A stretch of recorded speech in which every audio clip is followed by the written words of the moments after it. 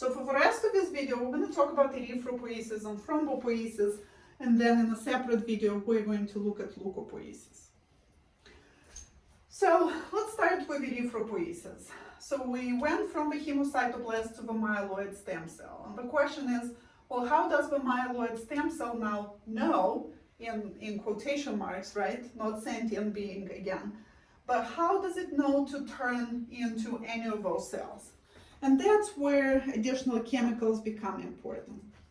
So the myeloid stem cell is going to turn into proerythroblast and then into red blood cells under the influence of a chemical that we know as EPO for short, or erythropoietin, right? So erythropoietin. And erythropoietin comes from the kidneys. And we're going to talk about what stimulates kidneys to make erythropoiesis. So under the influence of erythropoiesis, myeloid stem cell is going to turn into proerythroblast. The proerythroblast will then undergo some other stages, which we are not going to talk about, and eventually it's going to give rise to a reticulocyte.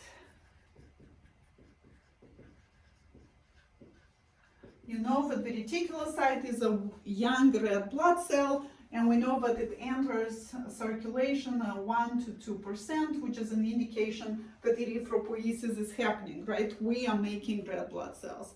And then the reticulocyte is going to become a mature red blood cell, or an erythrocyte.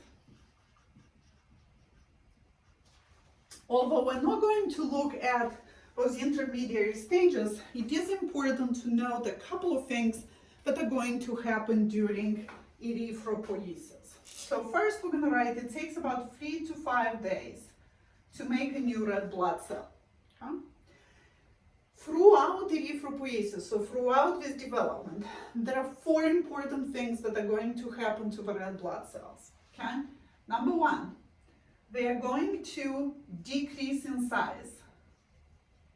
So proerythroblast is going to be way larger than the erythrocyte. We're going to increase their number, so increase in number. We have less proerythroblasts, but once we get to erythrocytes, we have many. Okay?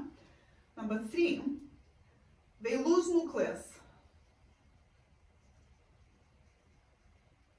Remember, the red blood cell is biconcave. It's thicker on the edges and narrower, thinner in the middle. That's where the nucleus used to be, and then they lost it. And then finally, they accumulate, or they increase the concentration of hemoglobin. The primary function of red blood cells is to transport oxygen, and for that we need to have plenty of hemoglobin. Obviously, if we're making hemoglobin, we're going to need iron, right? So think about the heme group, so it's important that we have necessary components for erythropoiesis. There are many of them, but one important component is iron. So the question is then, when do the kidneys make EPO? So what are some of the stimuli for erythropoiesis?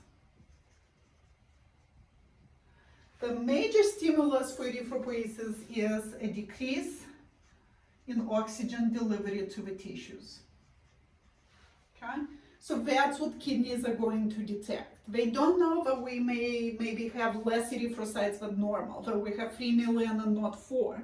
They are not going to detect a change in number. They're going to detect that there is less oxygen being delivered to them.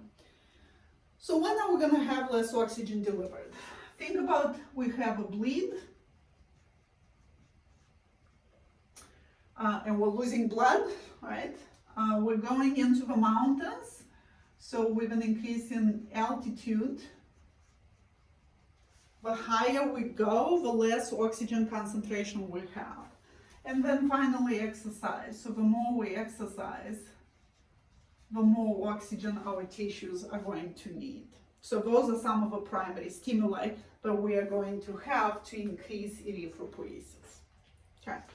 Let's look at thrombopoiesis. So thrombopoiesis is also going to require a chemical, right? So the myeloid stem cell is going to know to make thrombocytes under the influence of TPO, thrombopoietin. thrombopoietin, right? This is erythropoietin for red blood cells. This is thrombopoietin for thrombocytes. And thrombopoietin comes from kidneys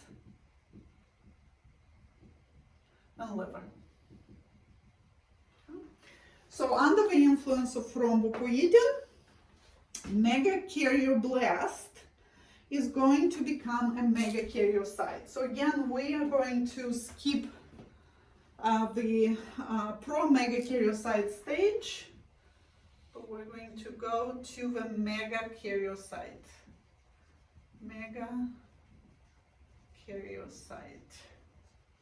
So the megakaryocyte is a huge cell, okay? Hence the name megakaryocyte.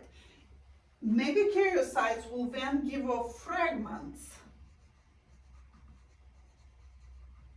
and those fragments are nothing else but platelets.